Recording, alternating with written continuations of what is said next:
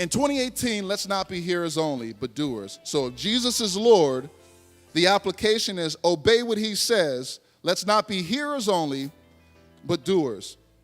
And for that, I want to focus on this one command, because we all know this, right?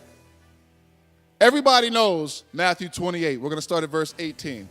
Everybody knows Matthew 28, 19 and 20. That we're to go make disciples, right?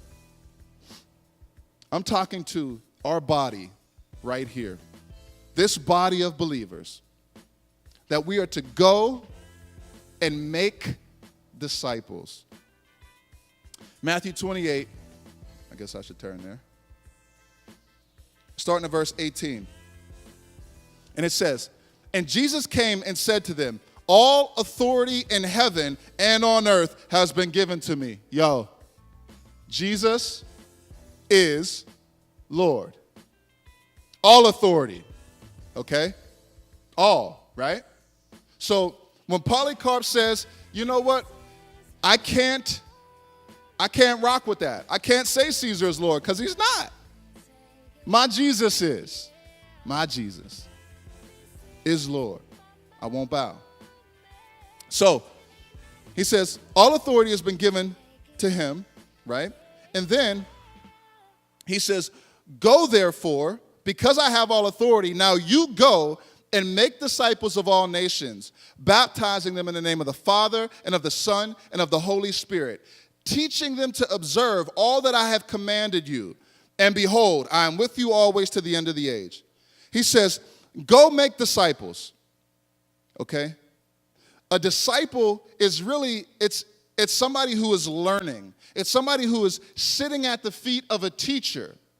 And this is not a student like in a classroom where you learn about some history and then you go do what you do. But instead, this moves to a disciplined follower.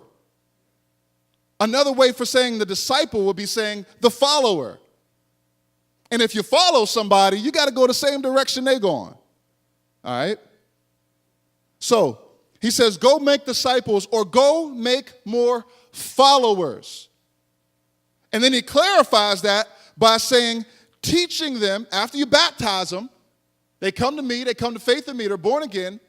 He says, teaching them to obey some of my stuff that I told you to do. Teaching them to obey when they feel like it. Teaching them to obey all that I have commanded you. So, when it comes to, remember I said, as we make disciples, it's not just about saying a prayer, but it's about teaching people to follow Jesus. That's what a disciple is, a follower of Christ. So, Jesus is Lord. I need to do what he says. That's it. We focus in on this one command, go make disciples. Teach them to obey me. Now, lest you think we have some sort of cold religion, I think the best place for us to go is to look at, I think, the best disciple maker in the New Testament. That's Paul. That's the place where we go. So my question there for you is Romans chapter 5, if you got it. My question is, he said, go make more followers and teach them to obey me. What is our motivation for obeying Jesus and making more disciples that will obey him? Is our motivation some cold, dry, stale, well, because he said so, and if I don't, then he's going to punish me? That's not relationship. That's fear. That's a motivation based on some punishment. And wait a minute, if Jesus took my punishment, the punishment is past.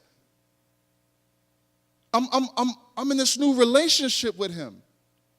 So what is the motivation to obey the command to make more disciples that would follow him?